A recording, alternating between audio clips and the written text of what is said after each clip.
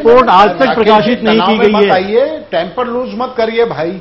नहीं, 2006 की रिपोर्ट आज तक नहीं जो वो रिलीज की गई, उस पर कोई एक्शन नहीं लिया गया। आपने कहा सिर्फ पुल बनवा दिया, वो बना दिया सरकार ने।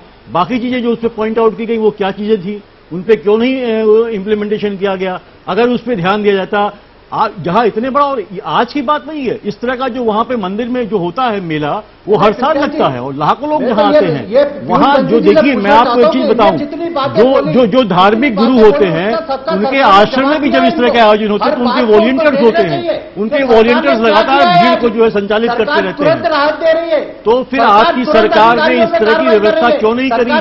राकेश जी, ये राकेश जी, पीयूष जी, आप दोनों से नहीं, आप दोनों से मैं कहूंगा इस ढंग के सवाल तो आएंगे ही। इन सवालों से आप नहीं बच सकते क्योंकि सत्ता में आप आज हैं। अग्निहोत्री जी, मैं आपसे पिछली बार भी पूछा था, उस समय जवाब नहीं मिल पाया था।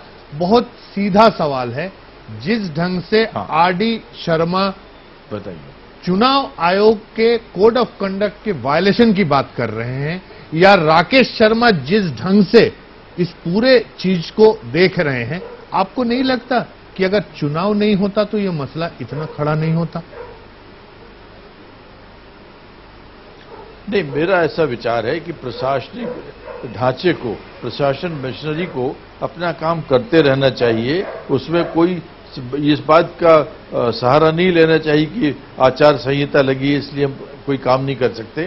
शासन, प्रशासनिक अधिकारियों को पूरा अधिकार है कि जितनी उनको आवश्यकता हो उतनी फोर्स लगाएं, वो इंतजाम लगाएं। बल्कि जो उच्च अधिकारी हैं, कमिश्नर, डीआईजी, पुलिस हेडक्वार्टर, इन लोगों को पूछना चाहिए कि आपने ये इंतजाम के लिए क्या प्रबंध किया है, क्या आपने नियम बनाए हैं, इत्यादि इत्यादि। इनका अगर हम आकलन करना शुरू करें पहले से तो ये घटनाएं नहीं होंगी। ऐन वक्त पर मौके पर थानेदार की जिम्मे कर दिया जाए या वहां पर छोटे मोटे एसडीओ पुलिस वगैरह की जिम्मे कर दिया जाए तो उसका कोई असर नहीं होगा। अग्निहोत्री जी, आप जैसा कह रहे हैं कि ओवरऑल ये लग रहा है एक प्रशासनिक फेलियर है।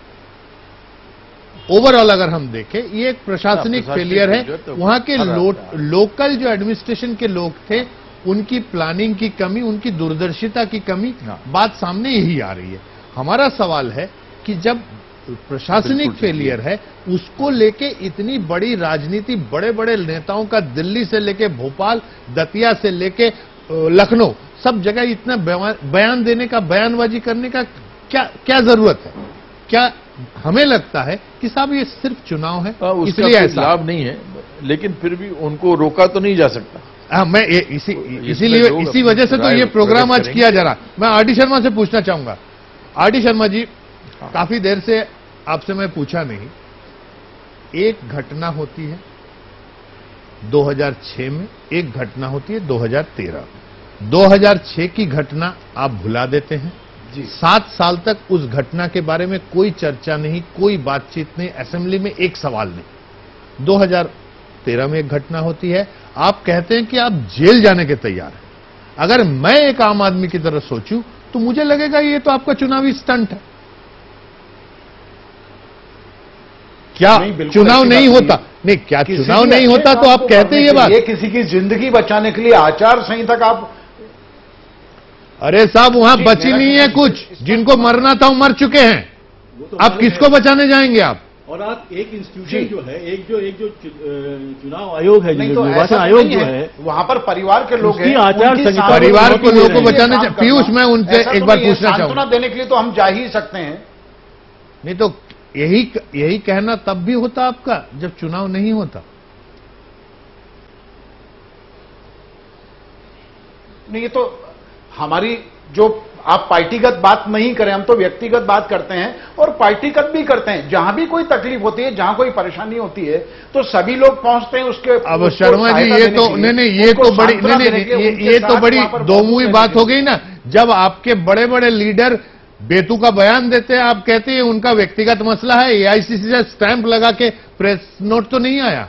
जब आप फंस जाते हैं तो ये कहते हैं, वरना आप कहते हैं कि मैं चुनाव आयोग के कोड ऑफ कंडक्ट को वायलेट कर दूंगा। लेकिन ये तेजी कहां होती है?